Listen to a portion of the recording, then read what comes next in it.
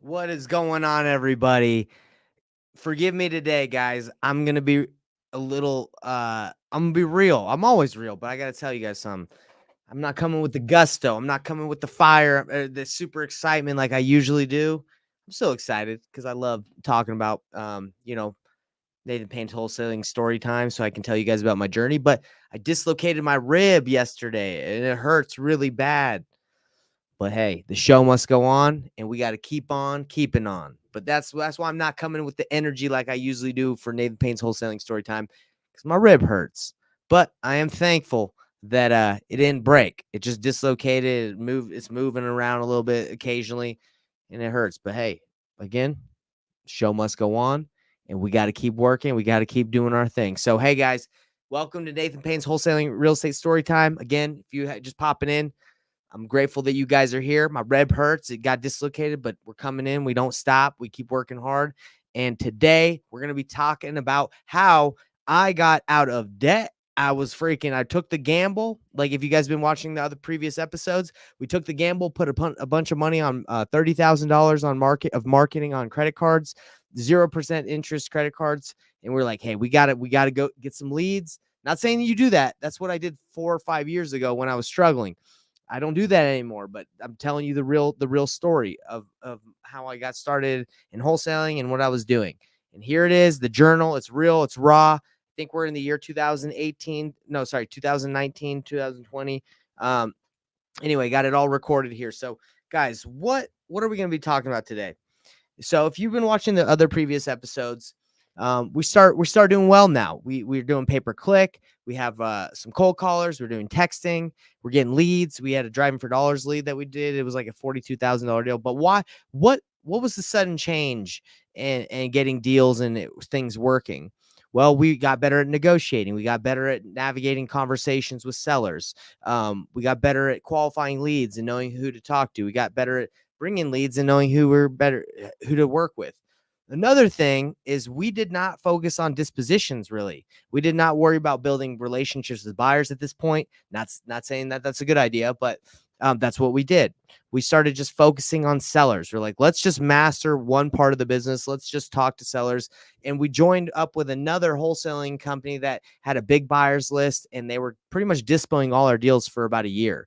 They just started selling all our deals, and we were just finding properties, and then they would sell them for us. So that's where we're at in this part of the journey, and we start doing well. We were in a hole. We got, just to go back on what was happening in Nathan Payne's wholesaling story time. We were in debt. We weren't getting any deals, and we gambled $30,000 on credit card debt, and we just said, hey, we got to pay for leads. Let's freaking go for it. So we did it. We started getting deals and we started making money, and we're feeling good. We're feeling like the business is going well. So what do we do now? This is exactly what we did. And is this something I would recommend you to do? No, I would not recommend this, but this is what we did because this is what was recommended to us. We would just listen to some people and, did what they said. And you guys get to decide whether you think it was good or if you would do it or not. So this is the thing I don't think is that big of a deal. We started doing well. So we went to what's called a WeWork or a Vivo office. If you guys have ever heard of that. At the time we were working in my house and at Corey's house, and we would just switch off every week or every day. I can't remember. And we were like, well, dude, we're doing well. Let's go get like a legit office and let's start leveling up. So we went to a Vivo office and we got an office to work out of. And it was like $900 a month for an office for me and him for desks. And we were like, okay, let's go. And we started feeling a little bit more professional, like we were doing something. And we kept on doing deals, and we were doing well.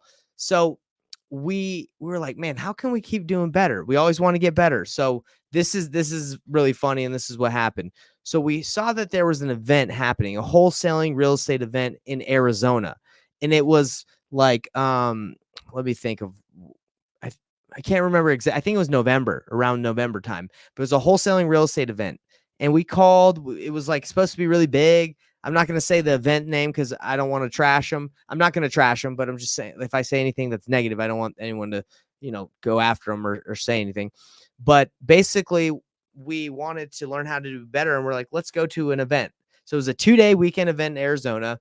And we called and they were telling us that the tickets were going to be like $5,000. And I was like, oh, is that worth it? At the time, we were willing to do anything to just get better.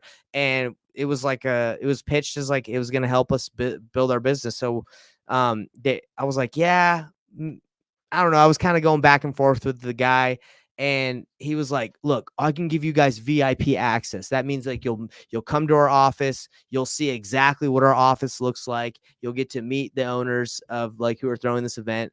And I was like, "Oh, okay. We'll actually get to, shake hands with the guys that are throwing this event. We'll go to their office." I started thinking that was pretty valuable because for me, my mindset has always been you got to get yourself around people you want to be like. So it's not so much the education at that point that I was that interested in. Obviously, that's good, but I wanted to meet the guys that were where I wanted to be. So we ended up getting the VIP access. It was actually it was more expensive. It was like 7,500 for me and Corey at the time. And I was like, let's do it. We're gonna get to meet these guys. We're gonna get to go to their office. Let's go do it. Now, thinking back right now, that's actually was really valuable because I'm actually cool. I still talk to these guys. Were cool. I've seen them recently actually. And so what ended up happening is me and Corey, we fly out to AZ and we go to this weekend event. On a Friday, I think it was on a Friday, we go to the office and dude, their office was totally different than I ever would have imagined me running an office. It had like rap music videos playing on TV screens. It had a bunch of cubicles of guys wearing like gold chains and they were just like hustling. It was kind of it was an interesting environment. It was like Wolf of Wall Street. I've actually never seen that movie, but it seemed like these guys are just hustling. Again, rap videos, just girls dancing on the screen. I was like, what is going on in here? But they were calm, motivated sellers, and they had this thing locked in. And yeah, then we ended up meeting the owners of the company, and that's what we saw. We saw that they had a big office and they had a lot of people working for them, calling sellers. So in my mind, I was like, well, that's what we got to build, just from seeing what they had built. And so the next day we go to the I think it was actually a 3-day event. Because we got VIP, we went Thursday. That's when we went and saw the office. Then Friday, Saturday was when we had the education and they had everybody go to the event where they taught you everything.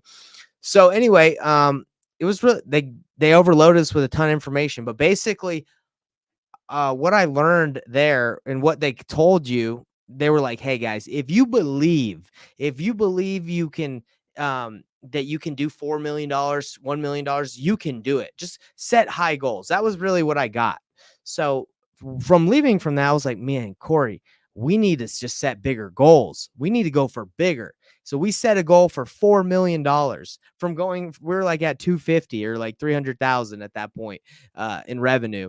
Um, and we were like, well, we got to go bigger. So that's where we went. And then they also said, like, you gotta believe, not only believe that you can make more money, you gotta get a bigger office. You gotta, get more leads. And guys, what did that require? That required us spending more money. So they had built a business and they had the skill sets to run that business. And for us, we were like, well, we believe we can do it, but unfortunately, we just didn't have the skill set to run what they had. They'd been in business for years, and we had been in business for like a year or two.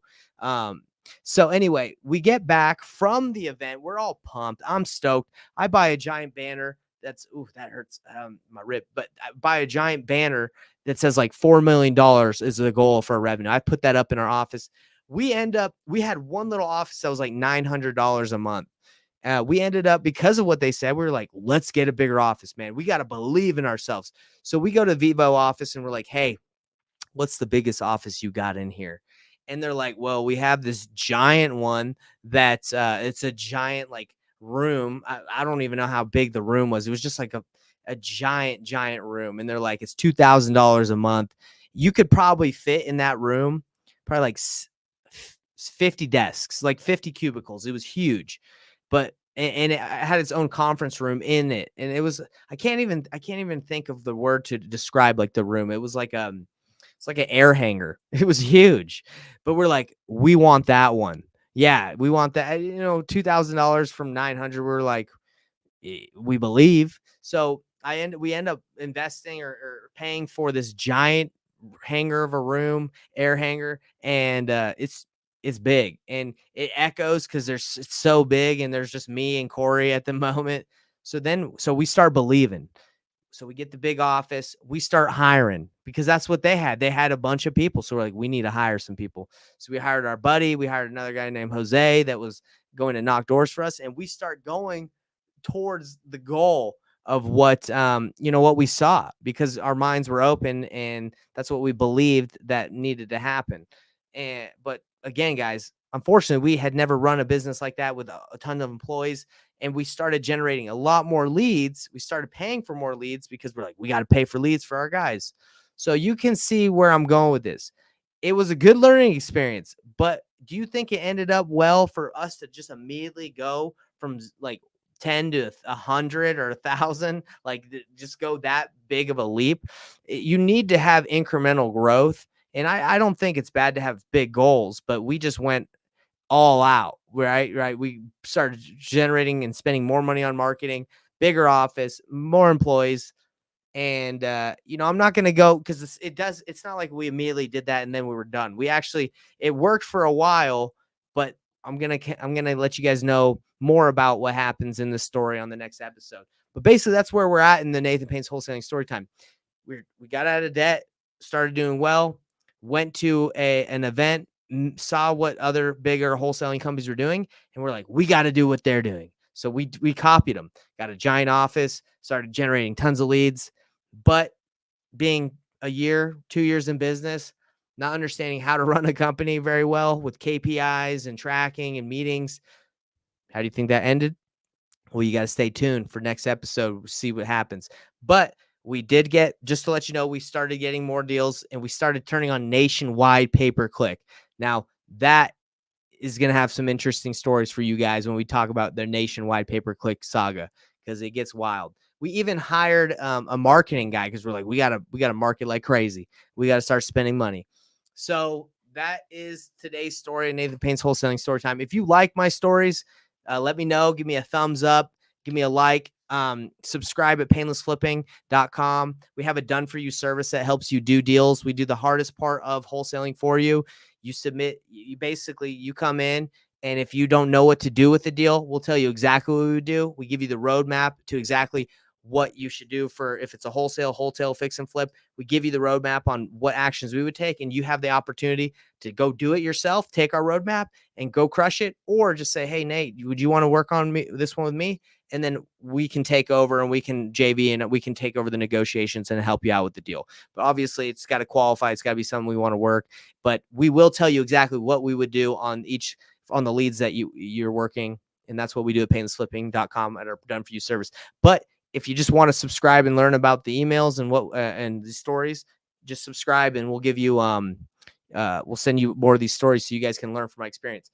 So what's the takeaway from today, everybody? Just because you believe you can do $4 million or $10 million, it takes incremental, deliberate practice and it takes incremental growth. Just because you believe you can do it, I don't want to shoot your dreams down, but it takes time. Okay. So just because I tell you to turn on leads, if that's what I'm not telling you to do that, but if you were to just turn on, spend $20,000 in leads, hire a team, like you have to be able to manage that. So although that might be what other companies are doing, that is not the immediate solution to build $1 million plus company. Okay. And that's what I did not really think about when I first started. I was like, well, that's what they're doing. Let's do it. I can do whatever they can do. But I did not develop the muscle or the skill set to be a business owner or a manager at that point. I was just doing business myself. So I learned the hard way that you got to take it slow. Okay. You can't just jump into the deep end. You do learn a lot, but you also can lose a lot. Okay. So anyway, this is Nathan Payne's Wholesaling Story Time. Again, like, subscribe, share this if you enjoy it. And if you want more episodes, go to the YouTube channel. We put this on a playlist of all the stories that I've told so far. So if you want to catch up, go watch them all on the Nathan Payne's Wholesaling Real Estate Story Time. Tales from the trenches. That's what we're doing. I'm in the trenches, baby, still, and it's fun. I'm helping people out in the trenches. That's actually my calling in life and what I enjoy. If you are struggling, go to painlessflipping.com. We have a done for you service. It's not coaching. It's not a mentorship. I'm not going to tell you, what I think you should do. I'm going to actually show you what I would do. Okay? That's what we provide, and I'm excited to do it. Peace out, everybody. Have a great weekend.